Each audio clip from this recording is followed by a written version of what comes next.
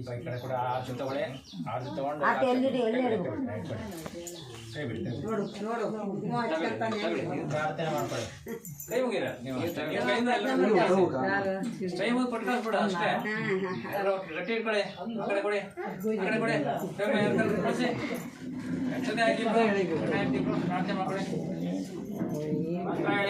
अपराध अपराध सहस्राणि सहस्राणि क्रियन्ते क्रियन्ते अहर्निशं मया मया दासोऽयं इति मामत्व क्षमस्व क्षमस्व पुरुषोत्तम पुरुषोत्तम श्रद्धां श्रद्धां मेधां मेधां यशः यशः प्रज्ञां प्रज्ञां विद्यां विद्यां बुद्धिं बुद्धिं श्रियं श्रियं बलं बलं आयुष्यं आयुष्यं तेज तेज आरोग्यं आरोग्यं देहि मे पुरुषोत्तम पुरुषोत्तಮ. ಎಲ್ಲ ಮನಸ್ಸಿರ್ತಕ್ಕಂಥ ಎಲ್ಲ ಮನೋವೇಗ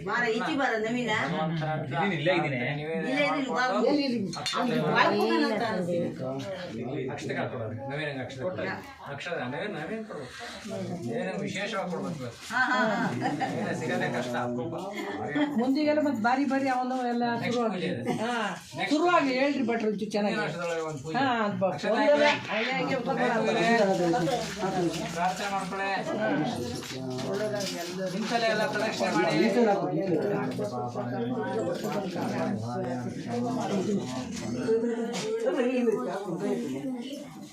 ಪ್ರಾರ್ಥನೆ ಮಾಡ್ಕೊಳ್ಳೆ. ನಮಸ್ಕಾರಾಮಿ ಚಾಮುಂಡಿಗೆ ದರ್ಶಾಮಿ ಸರ್ವೋಪಚಾರ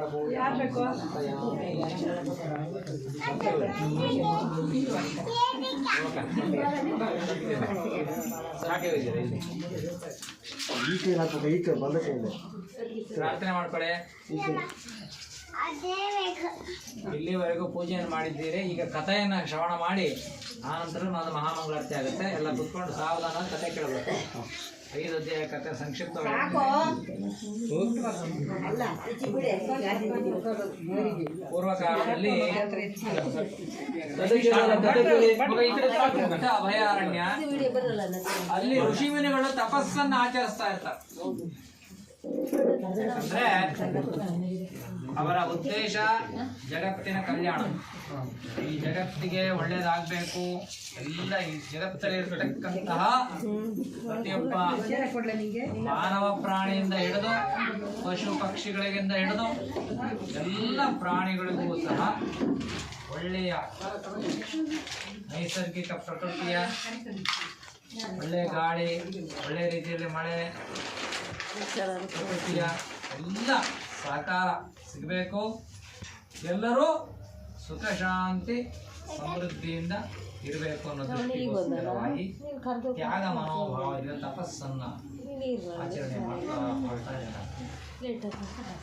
ಆಗ ಅವರೆಲ್ಲರೂ ಸಹ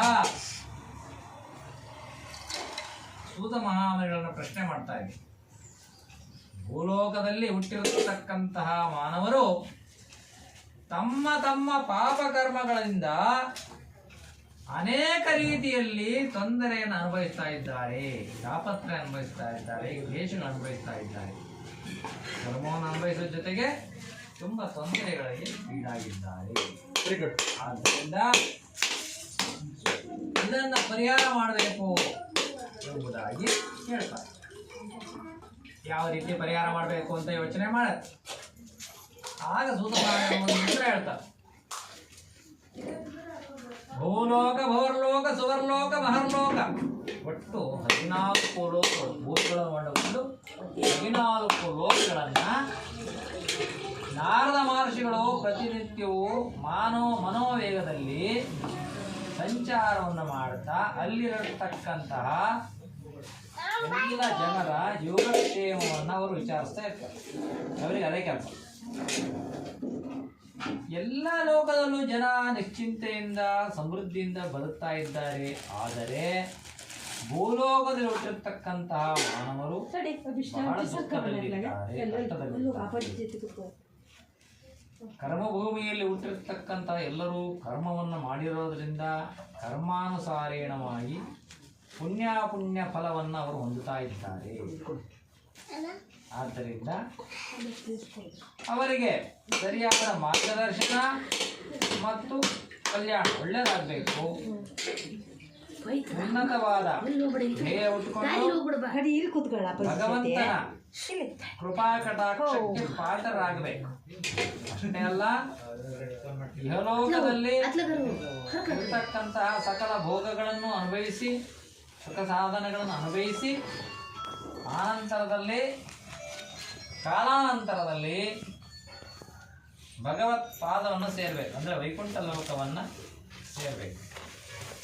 ಇಷ್ಟು ಕಾರ್ಯ ಆಗಬೇಕಾದ್ರೆ ಯಾವ ಪೂಜೆ ಮಾಡಬೇಕು, ಇದರ ಫಲವೇನು ಎಂಬುದಾಗಿ ಪ್ರಶ್ನೆ ಮಾಡ್ತಾ ಇದ್ದಾರೆ. ಆಗ ಮಹಾವಿಷ್ಣು ಕೇಳ್ತಾನೆ. ಮಹಾವಿಷ್ಣು ಹತ್ರ ಕೇಳ್ದ, ವೈಕುಂಠಕ್ಕೆ ಬಂದು ವಿಷ್ಣುವನ್ನು ಕೇಳ್ತಾರೆ. ವಿಷ್ಣು ಎಂಬುದಾನೆ 4 ತೊಳುಗಳನ್ನಾಗಿ ಶಂಖಚಕ್ರ ಗದಾ ಪದ್ಮ ವನಮಾಲ ಪೂಜಿಸಲ್ಪಟ್ಟಿದ್ದಾನೆ. ಸ್ವಾಮಿ, ಭೂಲೋಕದಲ್ಲಿ ಹುಟ್ಟಿರತಕ್ಕಂತಹ ಸಕಲಾದ ಮಾನವರು ತಮ್ಮ ಪಾಪಕರ್ಮಗಳಲ್ಲಿ ನಿರತರಾಗಿ ತುಂಬ ದುಃಖದಲ್ಲಿದ್ದಾರೆ, ಅದಕ್ಕೇನು ಪರಿಹಾರ? ಆಗ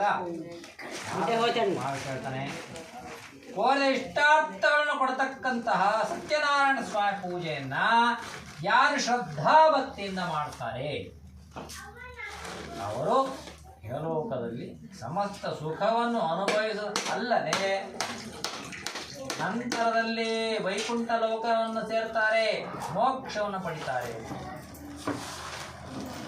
ಎಲ್ಲ ಪೂಜೆ ಪುರಸ್ಕಾರಗಳಲ್ಲೂ ಮೋಕ್ಷದ ಪದವಿ ಸಿಗುವುದಿಲ್ಲ.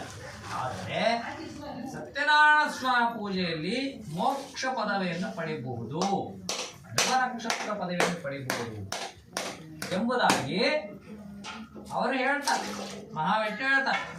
ಆಗ ನಾರದರು ಕೇಳ್ತಾರೆ, ಈ ವ್ರತದ ವಿಧಾನವೆಂತೂ ಪೂರ್ವದಲ್ಲಿ ವ್ರತವು ಯಾರಿಂದ ಆಚರಿಸಲ್ಪಟ್ಟಿತು ಅಂತ ಕೇಳ್ತಾರೆ. ಈ ವ್ರತವು ದುಃಖ ಶೋಕಾದಿಗಳನ್ನ ಪರಿಹಾರ ಮಾಡುತ್ತದೆ, ಸೌಭಾಗ್ಯ ಸಂತಾನ ಉಂಟು ಮಾಡುತ್ತದೆ, ಎಲ್ಲ ಕಡೆಯಲ್ಲೂ ಸಹ ಜಯವನ್ನುಂಟು ಮಾಡುತ್ತದೆ. ಯಾವ ಮನುಷ್ಯನೋ ಯಾವ ಮನೋಬಯಕೆಯನ್ನು ಇಟ್ಟುಕೊಂಡು ಸ್ವಾಮಿ ಪೂಜೆ ಮಾಡ್ತಾನೆ, ಅವೆಲ್ಲ ಅಭಿಲಾಷಗಳನ್ನ ಭಗವಂತ ಈಡೇರಿಸ್ತಾನೆ ಎಂಬುದಾಗಿ ಸೂತ ಮಹಾಮುನಿಗಳಿಗೆ ಪ್ರಥಮೋಧ್ಯಾಯವು ಸಮಾಪ್ತವಾಗುತ್ತದೆ. ಅಲ್ಲಿ ಅರ್ಥ ಮಾಡಿ.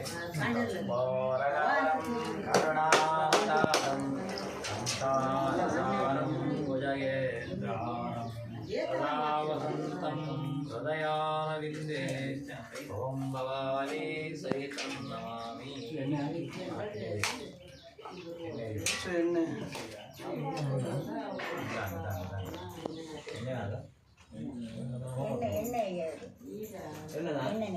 ಹೊಟ್ಟೆಯಿಂದ ಪುಸ್ತಕ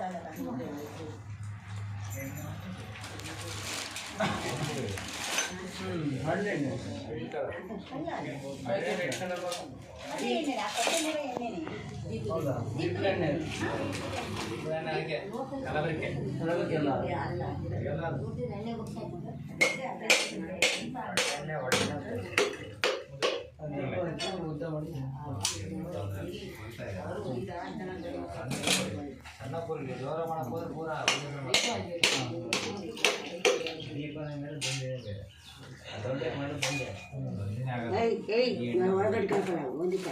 ಎರಡನೇ ಅಧ್ಯಾಯದಲ್ಲಿ ಮನೋಹರವಾದ ಕಾಶಿ ಕ್ಷೇತ್ರ, ಅಲ್ಲಿ ಧರ್ಮಾನುಷ್ಠಾನವನ್ನು ಮಾಡ್ತಾ ಇರ್ತಾರೆ ಬ್ರಾಹ್ಮಣರು. ಆದರೆ ಒಬ್ಬ ಸಾಡೇಸಾಟ್ ಪ್ರಭಾವದಿಂದ ಅತ್ಯಂತ ದರಿದ್ರನಾಗಿರ್ತಾನೆ, ಅಂದ್ರೆ ಅತ್ಯಂತ ಬಡವನಾಗಿರ್ತಾನೆ. ಭಿಕ್ಷಾಟನೆ ಮಾಡಿರೋ ಭಿಕ್ಷೆಯೂ ಸಹ ಸಿಗ್ತಾ ಇಲ್ಲ, ಹೆಂಡತಿ ಮಕ್ಕಳ ಉಪವಾಸ, ಮನೆಯಲ್ಲಿ ಅತ್ಯಂತ ದಾರಿದ್ರ್ಯ, ಅನೇಕ ತೊಂದರೆಗಳನ್ನ ಅನುಭವಿಸ್ತಾ ಇರ್ತಾರೆ.